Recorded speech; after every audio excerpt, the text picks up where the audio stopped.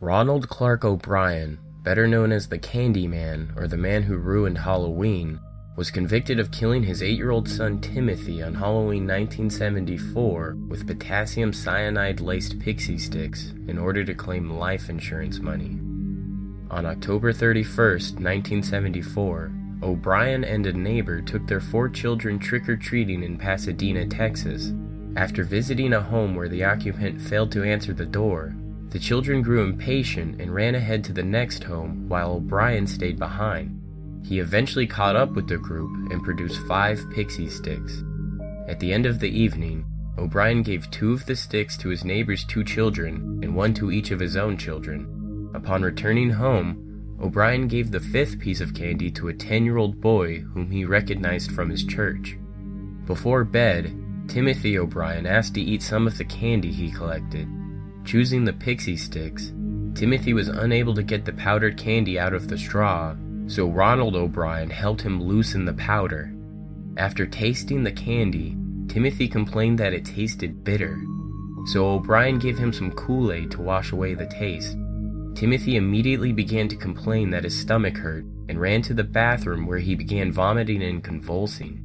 O'Bryan later claimed he held Timothy while he was vomiting and the child went limp in his arms. Timothy died en route to the hospital less than an hour after consuming the candy. Police did not initially suspect O'Bryan of any wrongdoing until Timothy's autopsy revealed that the Pixy Stick he consumed was laced with a fatal dose of potassium cyanide. The 5 Pixy Stix O'Bryan claimed to receive were recovered by authorities from the other children, none of whom had consumed the candy.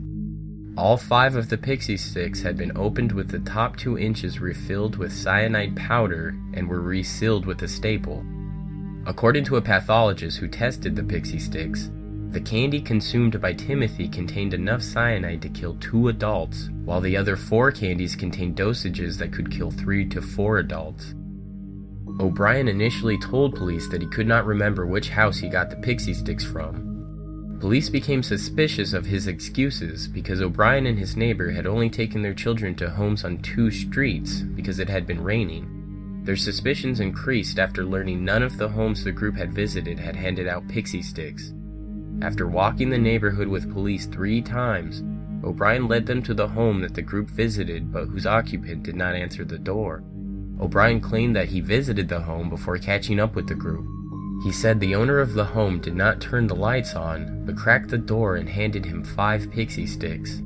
He claimed to have only seen the man's arm, which he described as hairy. The home was owned by a man named Courtney Melvin. Melvin was an air traffic controller that did not get home from work until 11 p.m. on Halloween night.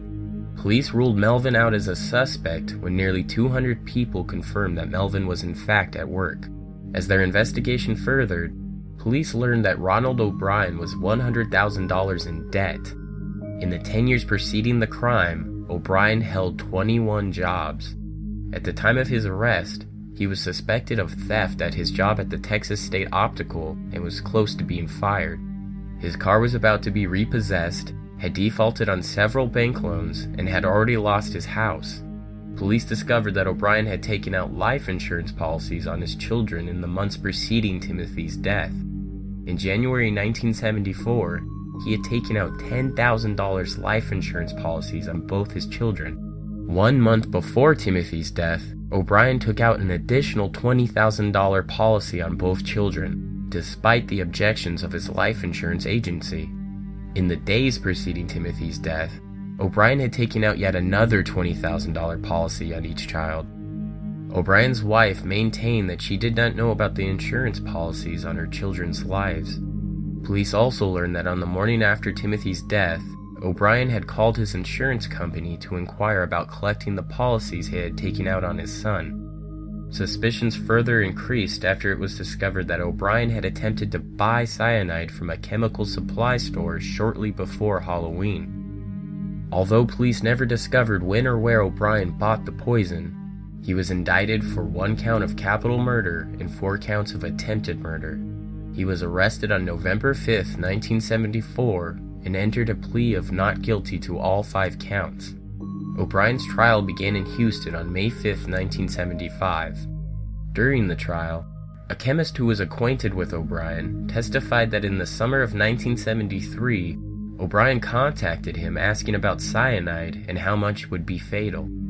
A chemical supply salesman also testified that O'Bryan had asked him how to purchase cyanide.